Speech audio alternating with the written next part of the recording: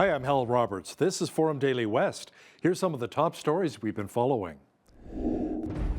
A former Lethbridge City Councillor wins the Lethbridge West by-election as the Alberta NDP candidate. Lethbridge saw its fair share of big stories this past year. To discuss them in more detail is Lethbridge Mayor Blaine Higgin, who will join us for a special year-end interview. And amidst all of the turmoil with the Liberal government, Prime Minister Justin Trudeau announces that he will be shuffling his cabinet. Thanks so much for joining us. The Lethbridge West riding will remain orange. The NDP's Rob Miyashiro won with 53% of the vote during Wednesday night's by-election. He beat out John Middleton Hope of the UCP by 1,150 votes. In total, 13,561 votes were cast. The Alberta Party's Leighton Ververka finished a distant third with only 233 votes. Lethbridge West has not had a representative in the legislature since the NDP's Shannon Phillips resigned last July. Now, flanked by Alberta NDP leader Naheed Nenshi last night in Lethbridge, Miyashiro said it was a total team effort. Well, my friends, we did it!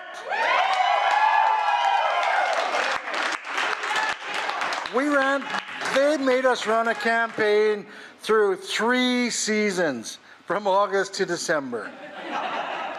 Like, think about that. And we gave it our all every day.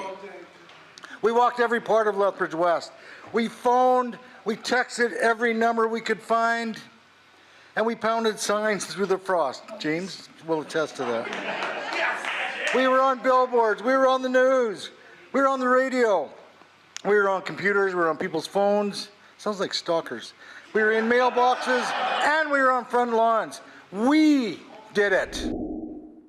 Certainly did. Well, Rob Miyashiro joins us now from Lethbridge to talk about his big victory. Rob, how sweet does this win really feel for you? Well, it's a relief for one, Hal. I mean, it was a long campaign. And, I said this when I got elected for city council as well, that it is truly an honor, right? If people have been in elected position before, it's an honor that the people of your community are choosing you to represent them in whatever way that may be. And it's humbling because you're being asked by your community to do things for the community as I've done throughout my life. So I'm super excited to get to Edmonton and represent Lethbridge West and the city. Now, you ran against the UCP's Nathan Neudorf in the Lethbridge East riding last year and lost. So what lessons did you take from that election which perhaps helped you this time around?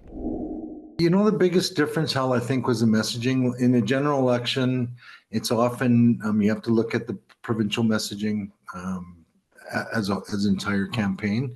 What was really, I think, key for us this time is we could focus on local messaging. Healthcare, right? Healthcare is big on top of mind for everybody. Healthcare, affordability, education, those are the things that people were telling us in the doors.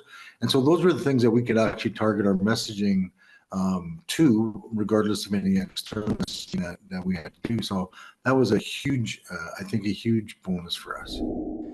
Now, Rob, with the NDP once again securing the Lethbridge West riding, what kind of a message do you think this will send to Premier Daniel Smith? Well, I think the message is that, after 5.5 years of the UCP and a year and a half of Premier Smith's government, people in Lethbridge really want a voice to make a difference. People really have issues and concerns that they want addressed in the legislature, and to continue the things that Shannon fought for. That's the message to Premier Smith, is that this is the first Alberta NDP by-election win, I believe, in decades. So I don't think that can be understated as well. Soon to be sworn in as NDP MLA for Lethbridge West, Rob Miyashiro, thanks so much for your time today. And by the way, the official by-election results for the Lethbridge West riding will be released on December 28th by Elections Alberta. Well, Lethbridge Mayor Blaine Higgin chimed in on Miyashiro's victory for the Lethbridge West riding. Higgin knows both Miyashiro and the UCP candidate, John Middleton Hope, who lost last night, quite well, since he's worked with both of them on City Council. We knew it was going to be close. And I mean, anyone you talked to knew that this was going to be a close by-election. And by-elections, of course, with voter turnout being a little less than in a regular election, it was too close to call. And so I had the opportunity of working with both Rob Miyashiro and with John Middleton Hope and over council, and both credible candidates. Make sure you catch the full year-end interview with Lethbridge Mayor Blaine Hagan, who will discuss a number of hot-button issues affecting our region, coming up later in our broadcast.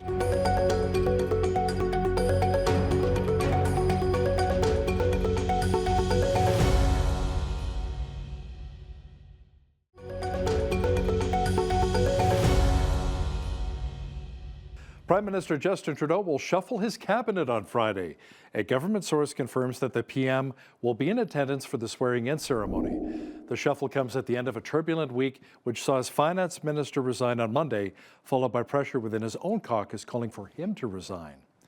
Federal NDP leader Jagmeet Singh says Prime Minister Justin Trudeau should resign, but all options are on the table when it comes to a potential non-confidence vote. Singh says the bottom line is that moving forward, he really sees the battle between his party and the Pierre Poilievre Conservatives. Liberals have let people down. People don't want to give them another chance. So it's going to be between Pierre Poilievre and the Conservatives who want to cut the things you need, or New Democrats who want to make your life more affordable. That choice is going to be real. With Pierre Poilievre, we've said that we're not going to play his games. He's bringing motion after motion, and what he wants to do is cut dental care. He doesn't want people to get free diabetes medication or birth control. I want them to get those benefits. I think Poilievre's been really clear, and this is a choice that people have to make. He wants to cut pharmacare. He doesn't want people to get free birth control. He doesn't want people to get free diabetes medication. He doesn't think they're worth it.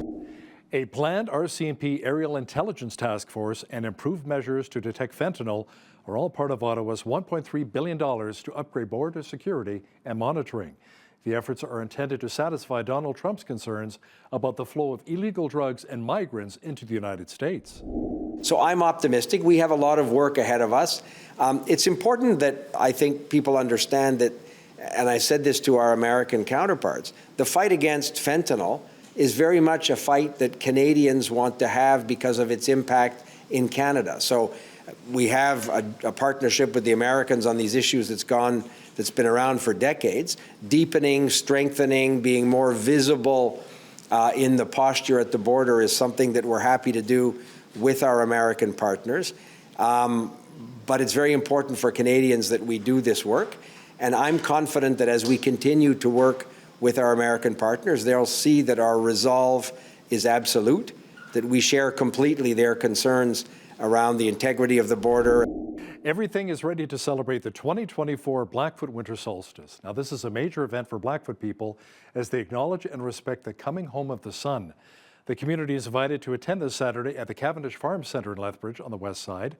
Jenny Sudo, partnership strategist for the Recreation and Culture Department at the City of Lethbridge, talks about why winter solstice, or the shortest day of the year, is so important. We're going to be having a full day full of activities starting at 10:45 with a smudge from one of our Blackfoot elders. It'll all be instructional and educational and storytelling and just being here to witness all of the events that are happening. I think it's a sacred day for the Blackfoot people. It's an important day for them, recognizing their cultural traditions, would recognize significant events, weather events throughout the year, and they would record them on a hide with pictographs and paint, and then recount those every year during winter solstice. In 2023, we started the winter count, and as part of the ceremony for 2024, we'll start off by recounting the 2023 events. So we'll all get to see what these symbols, hear what these symbols mean, and then we'll add more for 2024. The event will start at 10 a.m. on Saturday and will include traditional Blackfoot games, drum and dance, along with a free public skate. 88 people were named to the Order of Canada on Wednesday, including a man from here in Lethbridge. James Kevin Cameron, a local therapist, joined the list of other Canadians recently appointed by Governor-General of Canada, Mary Simon. Cameron works as a psychotherapist, violence prevention expert, and is the executive director of the Centre for Trauma-Informed Practices. He's notable for his work in crisis prevention after the W.R. Myers High School shooting in Taber and the Humboldt Broncos bus crash. Now, after the Taber shooting back in 1999, he worked with the RCMP and the Secret Service in the United States to develop the Violent Threat Risk Assessment that's still being used today.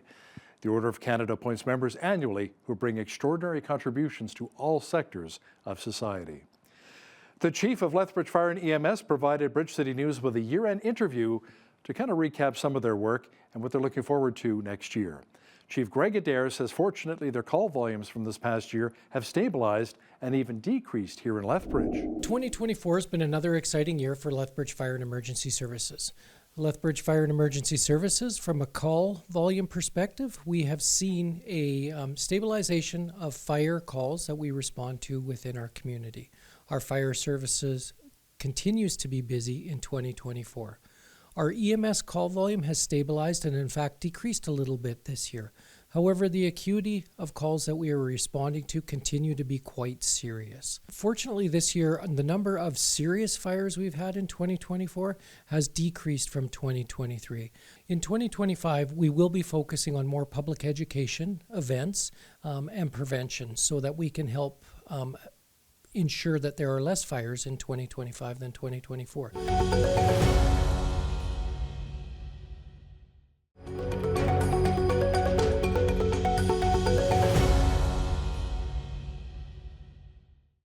Lethbridge Fire Chief Adair says other goals for his department next year include increasing dispatch to the Blood Tribe Fire Department, introducing a new tactical EMS team in conjunction with Lethbridge Police, and the relocation of Fire Station Number 3. Lethbridge Police Chief Shaheen Medizadeh also held a year-end interview with BCN on Thursday. Now, residents have voiced their concerns on various topics, including downtown policing and drug crime. Chief Medizadeh notes that progress has been made in tackling crime in our city and says 2024 has been one of the most productive years he's ever had as chief right here in our city. In 2024, we knew that we still have to do something based on the surveys we had done and what the citizens had asked us to do. And our plan was to actually, even though we don't have a downtown full complement of downtown policing, we wanted to bring people from different units together to aggressively target crime and criminals in the downtown zone. So for 2025, we are looking at bringing our downtown policing unit to 7 officers. Based on what we've seen so far until the end of July, that we have the true stats, we've seen significant decrease in crime and CSI in the city. And we can only see that the trend has continued. But again, once we share that, we can actually give the true numbers. Chief Medizadeh says he's also pretty excited that the LPS is recruiting more members, including 13 cadets graduating tomorrow at the Polytechnic. He also says he's pretty proud of the results from their community survey that shows public perception of the LPS is a lot more positive. You know, the year is almost over, and many are preparing for the Christmas holidays, and others are getting ready to welcome in the new year. The Interfaith Food Bank is preparing to meet the needs of low-income families next year. The group's executive director, Daniel McIntyre, discusses how many donors have not been able to give as much support as they have in the past and is asking for the community to continue to come together and support them in the vital work that they're doing here in our community. We're so grateful for the community support. We know that a lot of our Christmas campaign funds have not been received because of a delay with the post.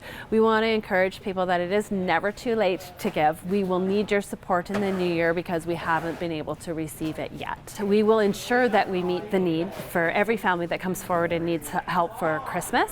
But we are a little bit worried about 2025 because we are only at about 65% of our projected campaign. We have a ballpark estimate every year of how many Christmas hampers we're going to give out, which is usually a little higher than what we are regularly giving out month to month. This year we plan for about 1,000 to 1,200 households, and so far we have given out 874. We still have 3 days left to go, so we are thinking we're going to be very close to those targets. At this time of year is when we recruit the bulk of our support. Unfortunately for us, a lot of people think about food banks from Thanksgiving until Christmas during that season of giving. We base our annual budget on what comes in at this time of year. And so this coming January 2025, we will be figuring out what we can spend based off of what's been received this year. What we're seeing is that unfortunately a lot of the food resources that are coming in are going out just as fast as we receive them. McIntyre says with a donation of $300, the Interfaith Food Bank can provide a Christmas hamper for a large family. College Ford Lincoln has stepped up to provide toys to children across Lethbridge. Now, they stopped by Lethbridge Family Services on Thursday to donate over $15,000 worth of toys to the Angel Tree Foundation. College Ford Lincoln has partnered with a nonprofit group over the past 5 years to help provide toys to families in need. They've also pledged to surpass their goal from this year to $20,000 worth of toys in 2025. Our whole team is just grateful to have the opportunity to help those out that are in need this year. Nobody wants to have a bad Christmas, and giving back to the community is one of the most passionate things we are all about. College Ford Lincoln contacted me about a month ago saying they had about $5,000 to spend on toys and what would we need, and I sent a list. And a week ago, they told me they had $15,000 to spend on toys that would help us finish our campaign. And they brought in, I think, 16 rolly carts full of toys. It's incredible. And no child will go without Christmas this year that have asked Angel Tree. Canada Post is set to begin accepting commercial letters and parcels as it works to get through a backlog and to normal operations following a month-long strike. Officials at Canada Post say mail is being processed on a first-in, first-out basis. It will begin accepting new international mail on Monday. More than 55,000 employees were ordered back by the Canada Industrial Relations Board on Tuesday after it determined a contract agreement could not be reached by the end of the year. Ottawa's appointed an Industrial Inquiry Commission to come up with recommendations to reach one by May the 15th. That's your Forum Daily West report. I'm Hal Roberts. Thanks so much for watching.